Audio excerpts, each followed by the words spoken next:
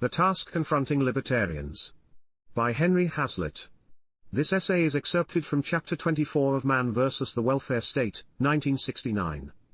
From time to time over the last 30 years, after I have talked or written about some new restriction on human liberty in the economic field, some new attack on private enterprise, I have been asked in person or received a letter asking, what can I do, to fight the inflationist or socialist trend? Other writers or lecturers, I find, are often asked the same question. The answer is seldom an easy one. For it depends on the circumstances and ability of the questioner, who may be a businessman, a housewife, a student, informed or not, intelligent or not, articulate or not. And the answer must vary with these presumed circumstances. The general answer is easier than the particular answer. So here I want to write about the task now confronting all libertarians considered collectively. This task has become tremendous, and seems to grow greater every day.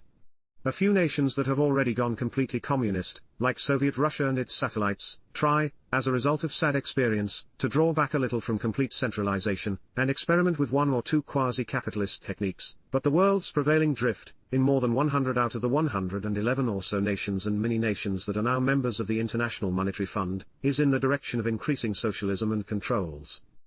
The task of the tiny minority that is trying to combat this socialistic drift, seems nearly hopeless. The war must be fought on 1,000 fronts, and the true libertarians are grossly outnumbered on practically all these fronts.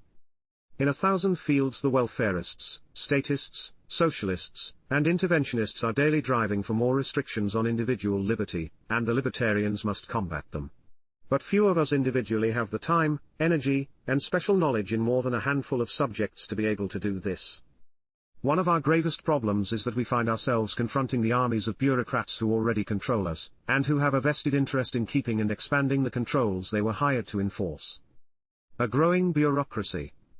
The federal government now embraces some 2,500 different functioning agencies, bureaus, departments, and divisions. Federal full-time permanent civilian employees are estimated to reach 2,693,508 as of June 30, 1970.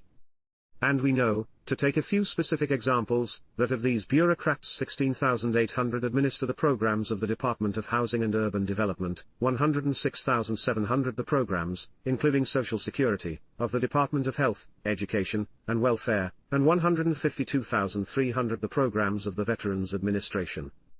If we want to look at the rate at which parts of this bureaucracy have been growing, let us refer again to the Department of Agriculture. In 1929, before the United States government started crop controls and price supports on an extensive scale, there were 24,000 employees in that department. Today, counting part-time workers, there are 120,000, 5 times as many, all of them with a vital economic interest, to wit, their own jobs, in proving that the particular controls they were hired to formulate and enforce should be continued and expanded. The war must be fought on 1,000 fronts, and the true libertarians are grossly outnumbered on practically all these fronts. What chance does the individual businessman, the occasional disinterested professor of economics, or columnist, or editorial writer, have in arguing against the policies and actions of this 120,000-man army, even if he has had time to learn the detailed facts of a particular issue? His criticisms are either ignored or drowned out in the organized counterstatements. This is only one example out of scores. A few of us may suspect that there is much unjustified or foolish expenditure in the United States Social Security program, or that the unfunded liabilities already undertaken by the program, one authoritative estimate of these exceeds $1 trillion, may prove to be unpayable without a gross monetary inflation. A handful of us may suspect that the whole principle of compulsory government old age and survivors insurance is open to question. But there are some 100,000 full-time permanent employees in the Department of Health, Education, and Welfare to dismiss all such fears as foolish, and to insist that we are still not doing nearly enough for our older citizens, our sick, and our widows and orphans. And then there are the millions of those who are already on the receiving end of these payments, who have come to consider them as an earned right, who of course find them inadequate, and who are outraged at the slightest suggestion of a critical re-examination of the subject. The political pressure for constant extension and increase of these benefits is almost irresistible. And even if there weren't whole armies of government economists, statisticians, and administrators to answer him, the lone disinterested critic, who hopes to have his criticism heard and respected by other disinterested and thoughtful people, finds himself compelled to keep up with appalling mountains of detail. Too many cases to follow. The National Labor Relations Board, for example, hands down hundreds of decisions every year in passing on unfair labor practices. In the fiscal year 1967 it passed on 803 cases contested as to the law and the facts. Most of these decisions are strongly biased in favor of the labor unions, many of them pervert the intention of the Taft-Hartley Act that they ostensibly enforce, and in some of them the board arrogates to itself powers that go far beyond those granted by the Act. The texts of many of these decisions are very long in their statement of facts or alleged facts and of the board's conclusions. How is the individual economist or editor to keep abreast of the decisions and to comment informedly and intelligently on those that involve an important principle or public interest? Or take again such major agencies as the Federal Trade Commission, the Securities and Exchange Commission, the Food and Drug Administration, the Federal Communications Commission. These agencies often combine the functions of legislators, prosecutors, judges, juries, and administrators. Yet how can the individual economist, student of government, journalist, or anyone interested in defending or preserving liberty, hope to keep abreast of this Niagara of decisions, regulations, and administrative laws? He may sometimes consider himself lucky to be able to master in many months the facts concerning one of these decisions. The armies of bureaucrats have a vested interest in keeping and expanding the controls they were hired to enforce. Professor Sylvester Petro of New York University has written a full book on the cola strike and another full book on the Kingsport strike, and the public lessons to be learned from them. Professor Martin Anderson has specialized in the follies of urban renewal programs. But how many are there among those of us who call ourselves libertarians who are willing, or have the time, to do this specialized and microscopic, but indispensable research? In July 1967, the Federal Communications Commission handed down an extremely harmful decision ordering the American Telephone and Telegraph Company to lower its interstate rates, which were already 20% lower than in 1940, though the general price level since that time had gone up 163%. In order to write a single editorial or column on this, and to feel confident he had his facts straight, a conscientious journalist had to study, among other material, the text of the decision. That decision consisted of 114 single-spaced, typewritten pages. And schemes for reform. We libertarians have our work cut out for us. In order to indicate further the dimensions of this work, it is not merely the organized bureaucracy that the libertarian has to answer, it is the individual private zealots. A day never passes without some ardent reformer or group of reformers suggesting some new government intervention, some new statist scheme to fill some alleged need or relieve some alleged distress. They accompany their scheme by elaborate statistics that supposedly prove the need or the distress that they want the taxpayers to relieve. So it comes about that the reputed experts on relief, unemployment insurance, Social Security, Medicare, subsidized housing, foreign aid, and the like are precisely the people who are advocating more relief, unemployment insurance, Social Security, Medicare, subsidized housing, foreign aid, and all the rest. Let us come to some of the lessons we must draw from all this. Specialists for the defense. We libertarians cannot content ourselves merely with repeating pious generalities about liberty, free enterprise, and limited government. To assert and repeat these general principles is absolutely necessary, of course, either as prologue or conclusion. But if we hope to be individually or collectively effective, we must individually master a great deal of detailed knowledge, and make ourselves specialists in one or two lines, so that we can show how our libertarian principles apply in special fields, and so that we can convincingly dispute the proponents of statist schemes for public housing, farm subsidies, increased relief, bigger Social Security benefits, bigger Medicare, guaranteed incomes, bigger government spending, bigger taxation. Especially more progressive income taxation, higher tariffs or import quotas, restrictions or penalties on foreign investment and foreign travel, price controls, wage controls, rent controls, interest rate controls, more laws for so-called consumer protection, and still tighter regulations and restrictions on business everywhere. This means, among other things, that libertarians must form and maintain organizations not only to promote their broad principles, as do, for example, the Foundation for Economic Education at Irvington-on-Hudson, New York, the American Institute for Economic Research at Great Barrington, Massachusetts, and the American Economic Foundation in New York City, but to promote these principles in special fields. I am thinking, for example, of such excellent existing specialized organizations as the Citizens Foreign Aid Committee, the Economists' National Committee on Monetary Policy, the Tax Foundation, and so on. It is not merely the organized bureaucracy that the libertarian has to answer, it is the individual private zealots. We need not fear that too many of these specialized organizations will be formed. The real danger is the opposite. The private libertarian organizations in the United States are probably outnumbered 10 to 1 by communist, socialist, statist, and other left-wing organizations that have shown themselves to be only too effective. And I am sorry to report that almost none of the old-line business associations that I am acquainted with are as effective as they could be. It is not merely that they have been timorous or silent where they should have spoken out, or even that they have unwisely compromised. Recently, for fear of being called ultra-conservative or reactionary, they have been supporting measures harmful to the very interests they were formed to protect. Several of them, for example, came out in favor of the Johnson administration's tax increase on corporations in 1968, because they were afraid to say that that administration ought rather to have slashed its profligate welfare spending. The sad fact is that today most of the heads of big businesses in America have become so confused or intimidated that, so far from carrying the argument to the enemy, they fail to defend themselves adequately even when attacked.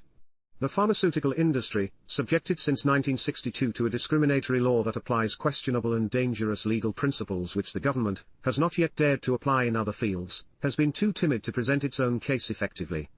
And the automobile makers, attacked by a single zealot for turning out cars unsafe at any speed, handled the matter with an incredible combination of neglect and ineptitude that brought down on their heads legislation harmful not only to the industry but to the driving public. The timidity of businessmen. It is impossible to tell today where the anti-business sentiment in Washington, plus the itch for more government control, is going to strike next. In 1967 Congress allowed itself to be stampeded into a dubious extension of federal power over intrastate meat sales.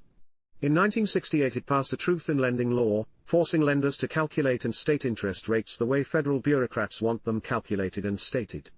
When, in January 1968, President Johnson suddenly announced that he was prohibiting American business from making further direct investments in Europe, and that he was restricting them elsewhere, most newspapers and businessmen, instead of raising a storm of protest against these unprecedented invasions of our liberties, deplored their necessity and hoped they would be only temporary.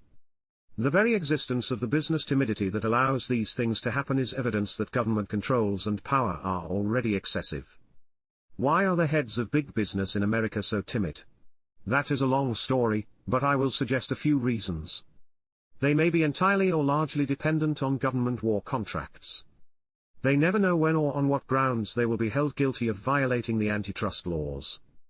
They never know when or on what grounds the National Labor Relations Board will hold them guilty of unfair labor practices.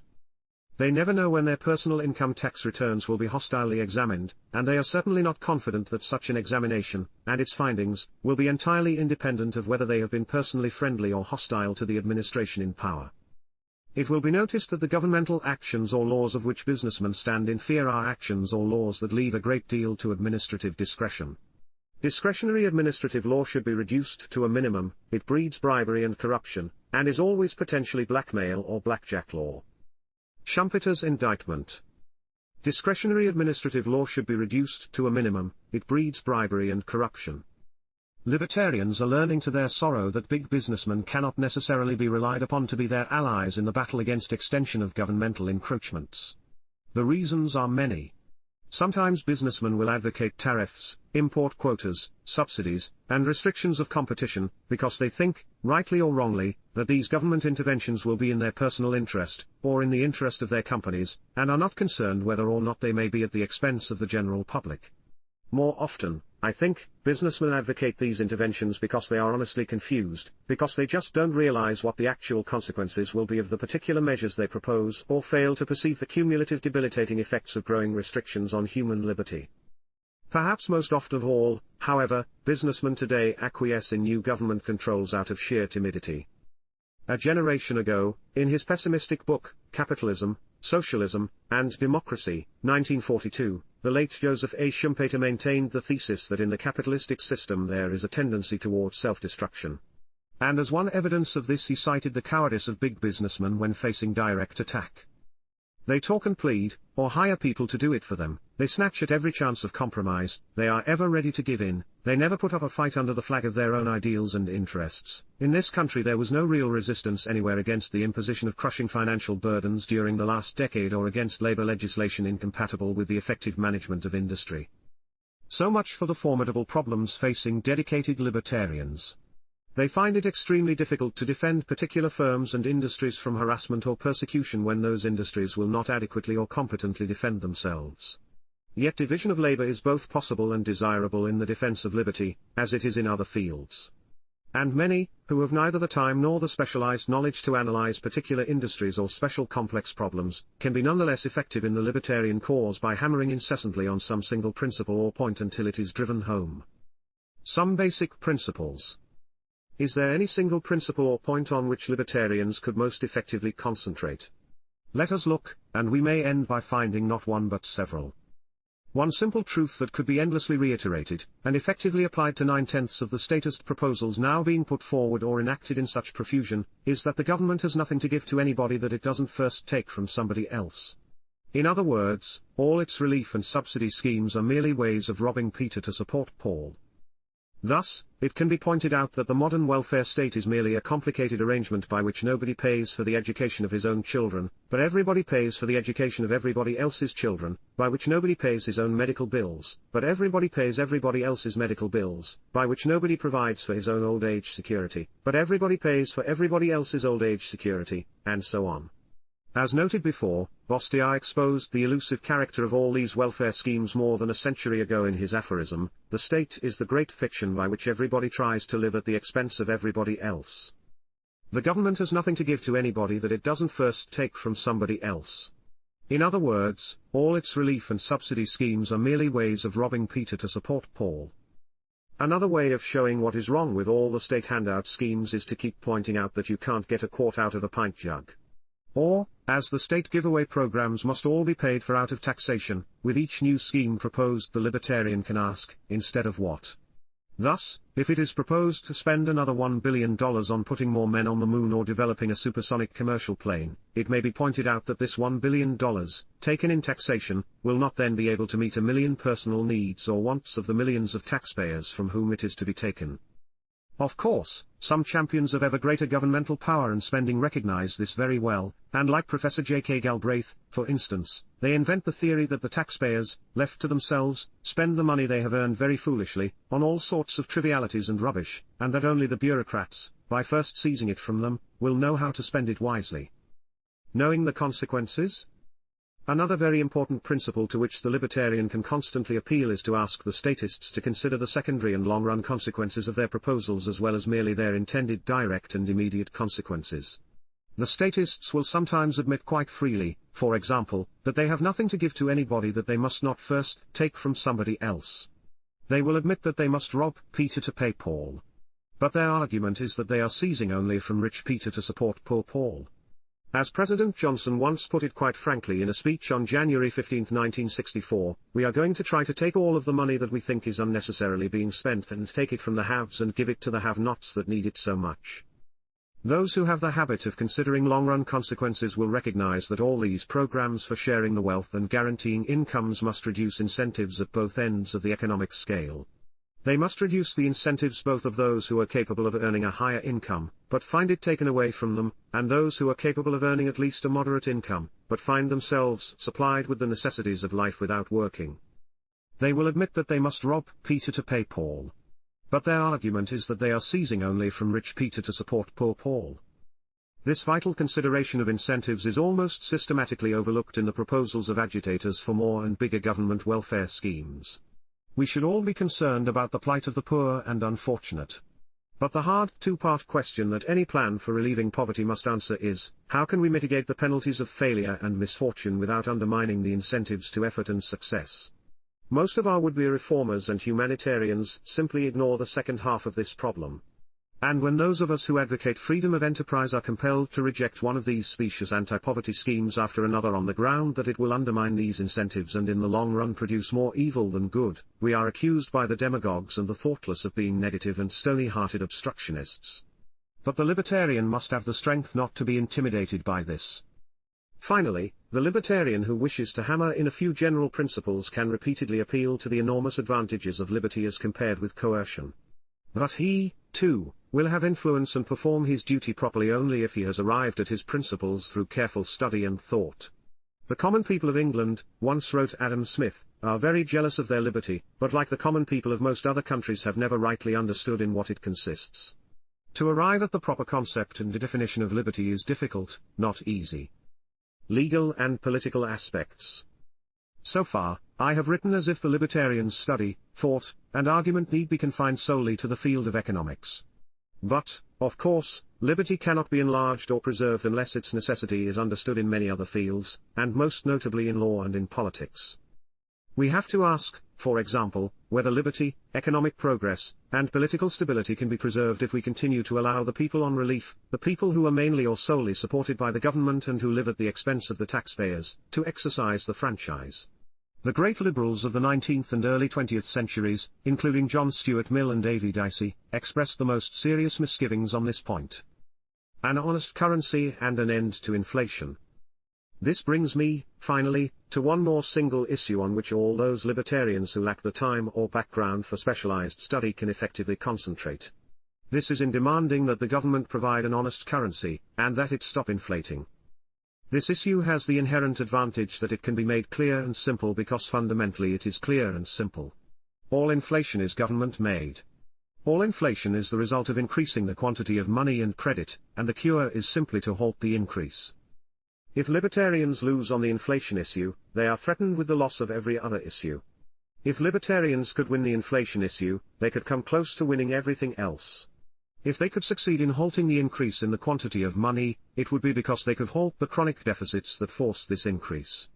If they could halt these chronic deficits, it would be because they had halted the rapid increase in welfare spending and all the socialistic schemes that are dependent on welfare spending.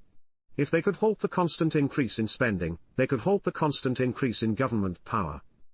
The devaluation of the British pound, first in 1949 and again in 1967, may as an offset have the longer effect of helping the libertarian cause. It exposes the bankruptcy of the welfare state. It exposes the fragility and complete undependability of the paper gold international monetary system under which the world has been operating since 1944. There is hardly one of the 100 or more currencies in the International Monetary Fund, with the exception of the dollar, that has not been devalued at least once since the IMF opened its doors for business.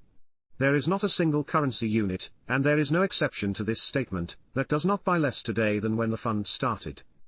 At the moment of writing this, the dollar, to which practically every other currency is tied in the present system, is in the gravest peril. If liberty is to be preserved, the world must eventually get back to a full gold standard system in which each major country's currency unit must be convertible into gold on demand, by anybody who holds it, without discrimination. I am aware that some technical defects can be pointed out in the gold standard, but it has one virtue that more than outweighs them all. It is not, like paper money, subject to the day-to-day whims of the politicians. It cannot be printed or otherwise manipulated by the politicians. It frees the individual holder from that form of swindling or expropriation by the politicians. It is an essential safeguard for the preservation, not only of the value of the currency unit itself, but of human liberty. Every libertarian should support it. I have one last word. In whatever field he specializes, or on whatever principle or issue he elects to take his stand, the libertarian must take a stand. He cannot afford to do or say nothing. I have only to remind him of the eloquent call to battle on the final page of Ludwig von Mises's great book Socialism, written 35 years ago. Everyone carries a part of society on his shoulders, no one is relieved of his share of responsibility by others. And no one can find a safe way out for himself if society is sweeping toward destruction. Therefore everyone, in his own interests, must thrust himself vigorously into the intellectual battle. None can stand aside with unconcern, the interests of everyone hang on the result. Whether he chooses or not, every man is drawn into the great historical struggle, the decisive battle into which our epoch has plunged us.